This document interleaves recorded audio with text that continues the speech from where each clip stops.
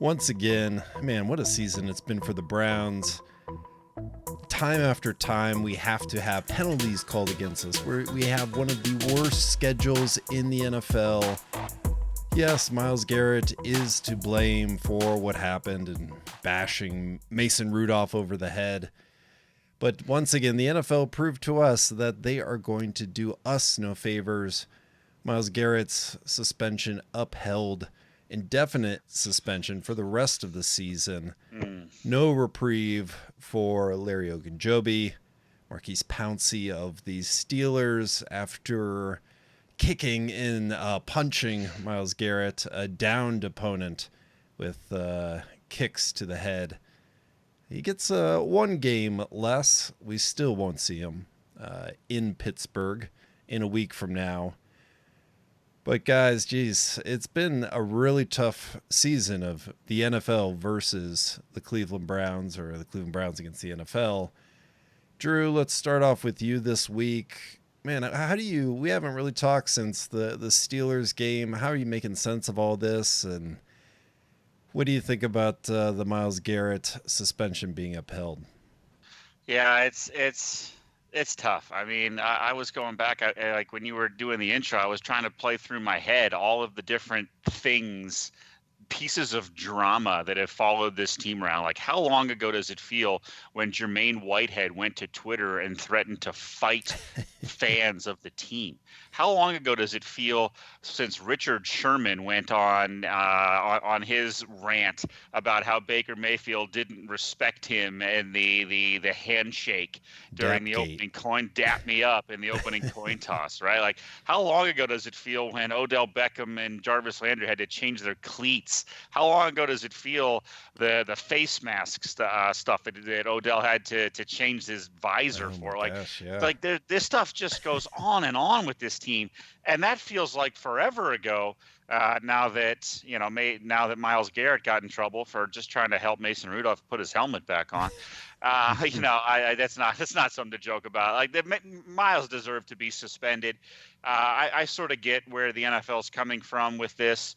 Essentially, they're saying they don't want to see Myles Garrett again this season. I had sort of held out hope for a 5-game suspension, just because I thought that potentially the NFL would think what we don't want is this thing like lingering into next year, where people are going to say, at his next practice, it's the first time Myles has practiced since his training camp, the first time he's seen a live action since the preseason, the first time he's played in the game since. Like, I thought maybe they wouldn't want that in the offseason, but I sort of get it that they, it's a different league now than it was in 2013 when the Texans linemen did something similar. So I sort of get that. Obviously, Mason Rudolph deserves to be suspended for instigating the whole fight. And, I don't know what was said or what wasn't said.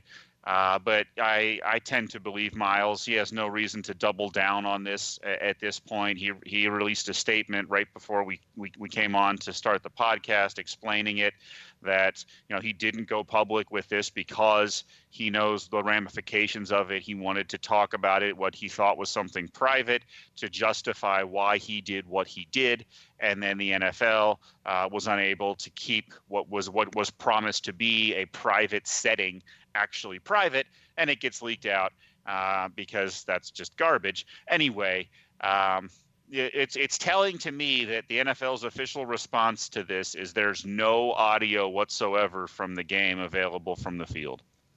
Yeah. That's their official response. There's no available audio whatsoever. Mary Kay recently tweeted that this is what everybody's been told. There's no available audio from the field during an NFL game, a nationally televised NFL game. So yeah, let's move the story forward. There's been so much talk in the media about this Myles Garrett saga and what was going to go on. But let's move it forward a little bit. Eric, what did you think of this past week, and what is going to be the situation that Mason Rudolph faces against other teams? Now he's has some allegations against him that he's used a racial slur. He's sort of skated on this. He instigated the fight. He didn't get suspended. how does Mason Rudolph deal with this going forward? Well, they have 2 division games in a row. Unfortunately, this is not the Cincinnati Bengals of 2014, 2015. Vontez Burfict, Drake Kirkpatrick, all those guys who'd be looking forward to having their, throwing some elbows, throwing some jabs at him. But, he's not a good quarterback. That's for starters. I've seen tweets, I've seen I've heard rumors, I've heard innuendos. You saw what happened with that game with the Ravens. That he got wrecked pretty hard. I mean, I don't know what it is, but apparently other teams don't like him, and it appears rightly so. I don't know what kind of vibe he puts out, but it feels like other teams do not respect him. I can remember many, many games of the Cleveland Browns when they had a quarterback who other teams did not respect, probably for different reasons than Mason Rudolph, but probably also similarly where they're not good at that position, where other teams would load 10 in the box and rush or a blitz on almost every play, trying to tackle, trying to hurt, trying to make life miserable for that quarterback. And I don't see why that wouldn't happen for Mason Rudolph. He's not going to be their quarterback next year, provided Big Ben's healthy. And if Big Ben's not healthy, I wouldn't be surprised if they got a veteran to try to get the next quarterback. He's not the answer. So doing what he did, trying to take Myles Garrett's helmet off wasn't a good move, wasn't a smart move. I mean, he's already at the lowest. I don't know how you want to call it, but he's not one of the better players within the league, and doing something stupid like that and having this thing saying, "Oh, I'm sorry, I did this. I didn't mean it," even though I didn't really say the actual word "sorry," gives me little respect, and I imagine many other teams around the league feel the same way. So, he's got an uphill battle these last 6 games of the season, and that's all their season's going to last is 6 more games. So, yeah, I don't know what maybe he's frustrated. I get it. You throw 4 interceptions, but you know what? You're Mason Rudolph. You're going to throw 4 interceptions a lot. So it is what it is. He's doing what he's doing, but I just don't think it was a wise comment. Or wise actions, I guess. So it'll be interesting to see what happens. Like I said, the Bengals aren't a very good team, but I'd like to see if they play with a little more physicality, at least their defense is, than they have been these other 9 games of the season previously. Yeah, it's kind of wild, right? Like Mason Rudolph is now almost as hated, if not more hated than Big Ben. And this is after he threw 4 interceptions and looked like complete and utter garbage on a nationally televised game for everyone to see. And people dislike this guy almost as much as they dislike Big Ben. And we can play like Wheel of Fortune now. The Pittsburgh Steelers quarterback is a R.A. blank I.S.T. and you don't know which letter to put in there now. So, I'm going to have fun watching, what comes to Mason Rudolph. It's going to be fun watching that karma come back at him. Yeah, I would say that the situation is mysterious. Why did this happen to Myles Garrett? Myles Garrett, who can show so much restraint, has a guy punch him on the streets, restrains himself in that situation. Restrains himself after the game not to speak out, not to immediately go to the media and say this was the situation. He restrained himself in that situation as well. And I would answer why it's not mysterious, even without Mason Rudolph saying whatever he did. Still, to wrench a guy's neck, try and rip his helmet off, and try and, if he kicked him in the groin with cleats, I think that makes you turn red. You're going red. You are ferocious. You are going to be really mad at whoever is doing that to you. Right. And so maybe that's just the icing on the cake, or maybe it's the base layer as to Myles's rage against Mason. But I guess we're all going to have to move forward, and the Browns will have to move forward not only against the Steelers when they'll have to keep their cool to continue a run to the playoffs, but they're going to have to get right back on track, even though they have won the last two this coming week against the Dolphins. Drew, maybe this is a trap game. I don't know. How are you looking at this game? We should blow the Dolphins out. Is there a chance of this being a trap game after this emotional affair with the Steelers? Yeah, absolutely there is, especially with the Steelers coming up the very next game, right? 2 out of 3 games against the Steelers, and with everything that went down, it's absolutely a game that they can lose. I mean, the Dolphins are playing much better now than they were at the beginning of the year. Now, with that said, that's sort of damning with faint praise, right? They're still not a good team. They've scored the 31st fewest points. They average under 14 points per game. They've allowed the second most points. They've allowed almost 31 points per game, right? This is a team that usually loses and usually loses big. And I expect the Browns offense to finally take advantage of the first bad defense that they've played all year. It's incredible that that's happening in week 13 of an NFL season. But that's the truth, right? Even if you look at the Jets, right? They were without some of their players, and that was a game that the offense had some pretty good plays. So they broke some big gainers. They were able to move the ball fairly well, not as good as you would have liked. So I expect the Browns offense to look much better than they've looked. And if they're not able to move the ball and to score some points against this team, then I think that we have some real issues on our hands in terms of the strategy, the offense as it's coordinated as a whole. I'm looking for like a get right game from the offense. So that's what I'm hoping for. I'm hoping for a lot of points from the offense. The defense is obviously without their best player, so they're not going to be as good as they've been. But this isn't a team that has a whole lot of weapons, so I'm hopeful that they can still get some sort of pass rush. If it's a guy like a Chad Thomas or what's the Devarro, Chris Smith and Devo Lawrence. Yeah, Devo Lawrence. Thank you. I'm hoping that some of those guys can make a couple plays, and if they can get even some pressure on the quarterback, I think they'll win this game fairly easily. But that's a big if, right? Myles Garrett was a huge part of what they wanted to do defensively, and to lose him is to lose a lot of that defense. All right, Eric, what do you think about this Browns offense? Are they going to flood the shores of Miami with their offensive attack?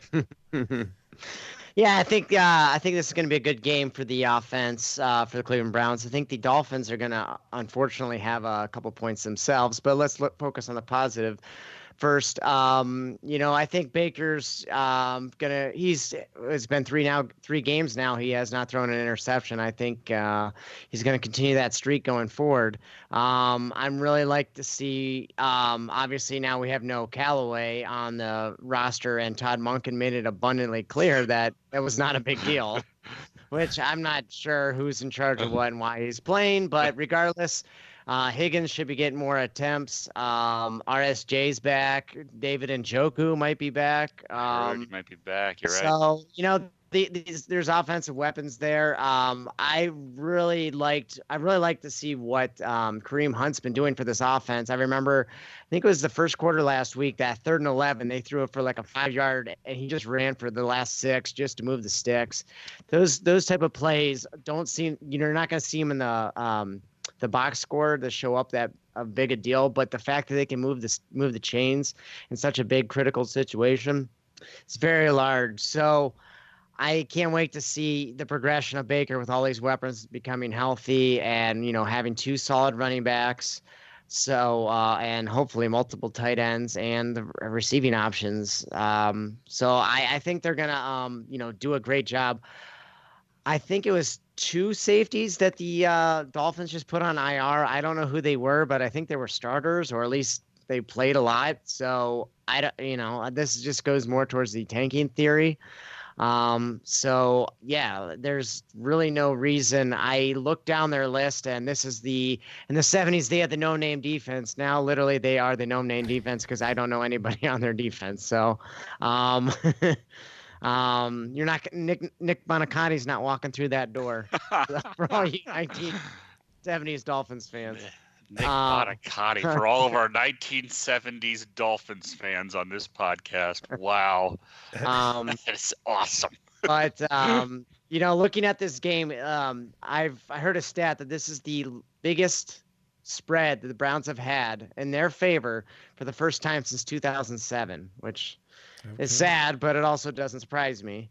Ryan Fitzpatrick is a wild card. He's probably going to throw for 300 yards. Whether he throws 3 touchdowns or 5 interceptions is anybody's guess.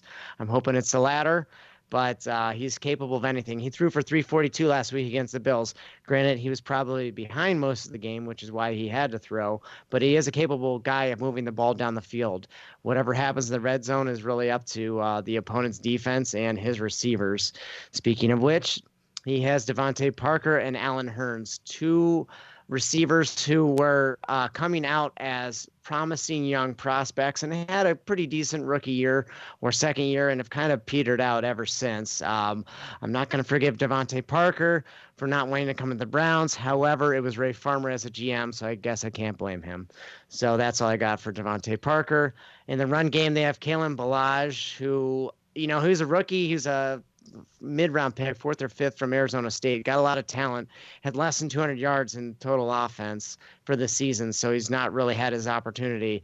That's really the guy the Browns got to stop and, kind of keep Fitzpatrick corralled. I don't know who's going to rush the passer. I know I gave Drew a couple names for defensive ends. There's Devereaux Lawrence at tackle.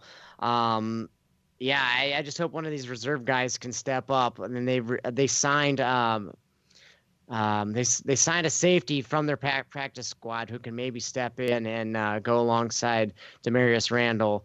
But long story short, I think there's going to be a lot of points in this game, and I think most of them are going to be coming from the Cleveland Browns, fortunately. It's time for Baker, time for Freddie to save his job with this offense, look like an offensive genius, whether it's him or Monken, whatever is going on. These guys have got to put it together. Most of all, got to put together a win, or it's going to be more doom and gloom following this team. But along the lines of a player that can save someone's job, let's move on to those Cleveland Cavaliers. Yeah, I know where we're going. And there's one person who has not played this year in a Cavalier uniform that might save everyone's job, save this team's position and everyone's hearts across the city of Cleveland and worldwide. And that player is Dylan Windler. Drew, of course, we have to go to you first here. News out there that Dylan Windler getting ready to possibly go into the G League to start getting warmed up.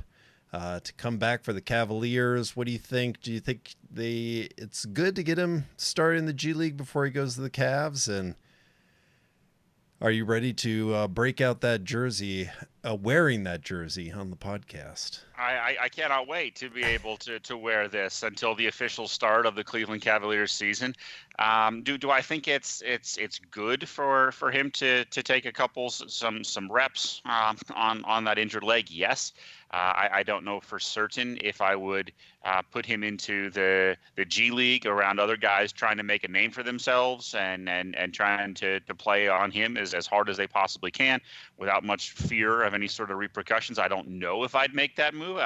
It sounds okay in theory to get him some reps and some confidence, but I'd sure rather he be around the Cleveland Cavaliers trainers. The reason that they talked about that was because the Cavs play so many games in such a short period of time. There's essentially no practice days at all. It's either they have a game, they have a back-to-back, or they have a day of rest after a back-to-back, and then they have a game the next day.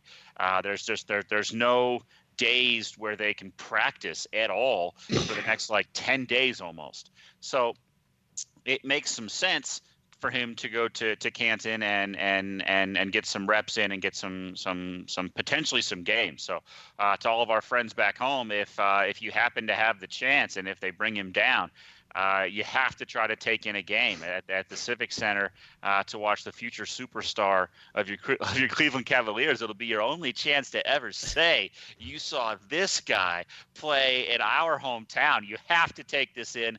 It's definitely an opportunity that you shouldn't let pass up. I will leave you with a quote from the coach. This is in Cleveland.com. He said that one of the things that we are very bad at is movement off the ball. And Dylan Windler is one of the best cutters out there, which is not something that his game gets a lot of credit for. But if you close in on him too hard at the three-point line, he will move right past you. And then, the Cavaliers are also last or close to last in the league in three-point shooting. So he says that we could use that too. He's certainly not wrong. He finishes the quote by saying, "Can't wait till he gets here. Well, coach, that makes 4 of us if you count people on this podcast for life. The Four Horsemen of the Dylan Windler era. The three of us and Coach Beeline. I think that's a pretty great crew for the Dylan Windler fan club."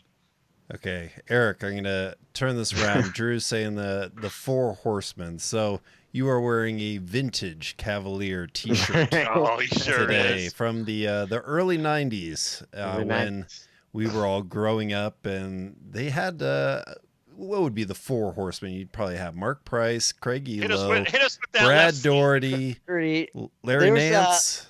No Larry Nance on this one. We got John Hot Rod Williams. Oh, that's a good one. Okay. We got Steve Kerr, but he was on the team for 5 minutes. Yeah. Danny Ferry. Got Danny Ferry on there? Yeah. Okay. A lot of frustration to Danny Ferry on the Cavaliers. Look at this. Look at this shirt he has. Yeah. Mark Price. Is Elo on there? Or was he gone? Yeah, Craig Elo was on there. John Battle. Brad Doherty. I don't know if you already said his name or not. Who's doing some announcing of the games this year. So he's not terrible. He's so, getting out of NASCAR, what it was. He was in NASCAR. NASCAR, yes. All right. So the question is, if you've got to pick 4 guys on this team, and we might know one of them, if you're going to pick 4 guys who are going to make it into the hearts and minds of Cleveland Cavalier fans nationwide, who do you think are those charismatic players that are on the team that are going to be around for a while? For a while, so probably not Tristan or Love. So I will say, I guess we had to go Sexland, right? That's 2. That's 2. Well done. I'm just gonna go. I guess I'm just gonna go with the 4 young guys because that's who they got: Darius Garland and Dylan Windler. Let's see what roll with those guys. What would be nice is if someday they can get a forward or a center who can actually score points. I understand that Kevin Love was not playing against the Knicks, but they had a combined 19 points between Ante Zizic, Cedi Osman, and Tristan Thompson. So they had 3 guys playing 2 spots, and they had a combined 19 points.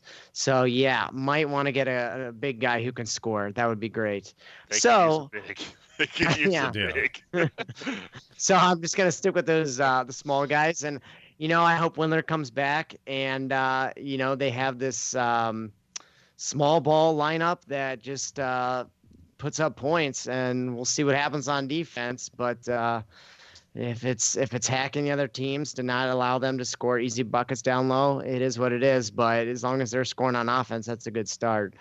I watched a little bit more Cavs than I would have thought, and they're still working on some things, and they got some talent, but I think playing these they had 5 games in a little over a week. I don't think the team was ready for that, and it's shown, unfortunately. Playing the Heat twice, the Sixers twice, and the Knicks, they split against the Knicks, which you should never split against the Knicks. You got to sweep both those. But, playing some decent teams, they just been they've been outmanned. So I'm hoping some of these veterans can kind of help these young guys along, and try to get some wins going forward, because I don't want Dylan Windler to go in there and try to have to be the magic maker that can try to propel this team to win some games. Obviously, that might be his role as it is, but don't have to force him that early in his career. So, I like them to hit a softer part of their schedule, little games more spread out, so they can get back into that winning cushion, winning vibe. But it's a long season. I don't think we're gonna have to worry about them playing on Christmas anytime soon. So just try to get those nice 7 o'clock Tuesday night games, get some victories, and keep building with these young guys. The new Four Horsemen: Kevin Porter Jr., Darius Garland, Colin Sexton, and Dylan Windler. I don't know who's the Ric Flair out of that group. They might still be searching. They might be. He's certainly Arn Anderson. I don't know if he's Ric Flair. Windler might be one of the Andersons. All right. Well, we'll keep watching the Cavs, Browns, big game this weekend against the Dolphins. But there's some other big games this weekend, and we are going to make you wait this week for free money, easy money.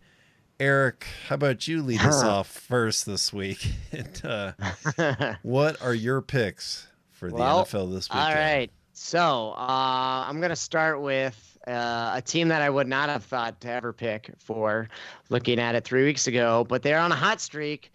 They're laying 4 at home. I'm taking the Atlanta Falcons over the Tampa Bay Buccaneers. They're on a roll. They're not going to have Chick-fil-A open on Sunday because it's Sunday. Then I'm going to take my upset special of the week. Aaron Rodgers is due out in San Francisco. I'm taking the Packers. Give me those 3 points at San Francisco. I think teams are starting to figure those guys out.